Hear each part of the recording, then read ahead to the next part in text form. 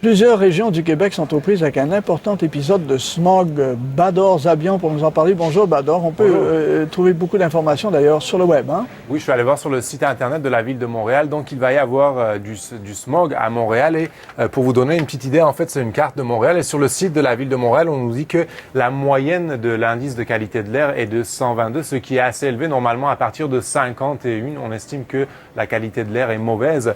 Et pour vous donner une idée, ici, par exemple, c'est le quartier. C'est un peu le secteur de Parc Extension, la station de mesure du secteur de Parc Extension qui indique la plus mauvaise qualité de l'air. C'est de 124 et vous pouvez le voir sur nos images. En fait, il y a une espèce de léger brouillard. On voit qu'il y a du smog à Montréal et c'est dû notamment à l'ozone. Il y a beaucoup de particules d'ozone en suspension dans l'air et c'est aussi dû aux feux de forêt qui sévissent dans plusieurs régions du nord du Québec et ça va continuer ça, Simon.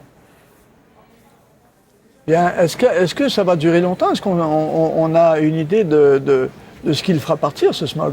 Une mauvaise nouvelle encore, ça va durer encore 2 ou 3 jours selon Environnement Canada. Oui. Il va falloir s'habituer ou faire quand même attention si vous faites de l'activité, des exercices à l'extérieur. Ça va durer 2-3 jours ce smog-là, justement à cause des feux de forêt et ça devrait disparaître d'ici 2-3 jours. Il faut savoir qu'il y a une quinzaine d'épisodes de smog. L'année dernière, en tout cas, il y a eu une quinzaine d'épisodes de smog à Montréal, dans la grande région de Montréal. Et si vous habitez Laval, une petite nouvelle quand même pour terminer, le tarif d'autobus, le ticket d'autobus sera à $1, c'est le tarif smog au lieu de $3.